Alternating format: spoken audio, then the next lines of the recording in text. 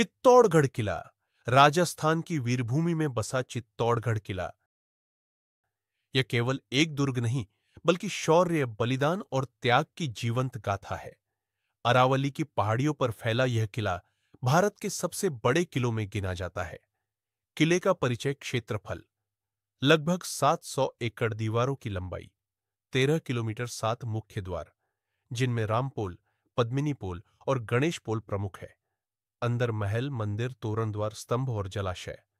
इतिहासकारों के अनुसार चित्तौड़गढ़ किले की स्थापना 7वीं शताब्दी में मौर्य शासक चित्तौड़ मौर्य ने की थी। बाद में यह गहलोत और फिर सिसोदिया राजवंश की राजधानी बना। चित्तौड़गढ़ ने इतिहास में 3 बड़े युद्ध देखे। पहला 1303 में, जब दिल्ली सुल्तान अलाउद्दीन खिलजी ने रानी पद्मिनी को पाने के लिए हमला किया। दूसरा 1535 में गुजरात के सुल्तान बहादुर शाह से। तीसरा 1567 में मुगल बादशाह अकबर से।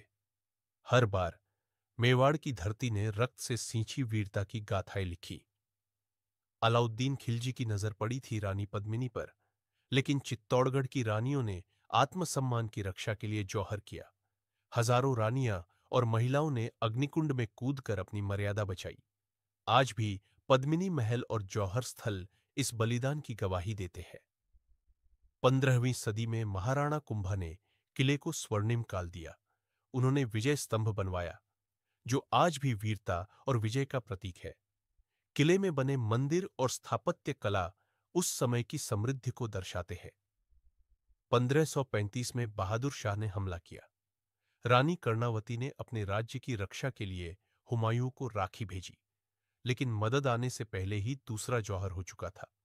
यह घटना रक्षाबंधन के इतिहास में भी अमर है। 1567 में अकबर ने चित्तौड़ पर घेरा डाला। हजारों सैनिकों ने प्राणों की आहुति दी। फिर से रानियों ने जौहर किया। यह तीसरा और सबसे बड़ा जौहर था, जिसने चित्तौड़गढ़ को बलिदान की धरती बना दिया। आज चित्तौड़गढ़ किला यूनेस्को वर्ल्ड हेरिटेज साइट है। हर साल लाखों पर्यटक यहां आकर इतिहास को महसूस करते हैं। विजय स्तंभ, पद्मिनी महल, कीर्ति स्तंभ, राणा कुंभा महल, ये सभी स्थल हमें उस गौरवशाली अतीत की याद दिलाते हैं। चित्तौड़गढ़ केवल एक किला नहीं, बल्कि अमर बलिदानों की धरती है। यह हमें सिखाता है कि सम्मान और स्वाभिमान सबसे ऊपर है। आज भी यह किला कहता है, मिट्टी बदल सकती है, राज्य बदल सकते हैं, पर शौर्य और बलिदान की गाथाएं कभी नहीं मरती।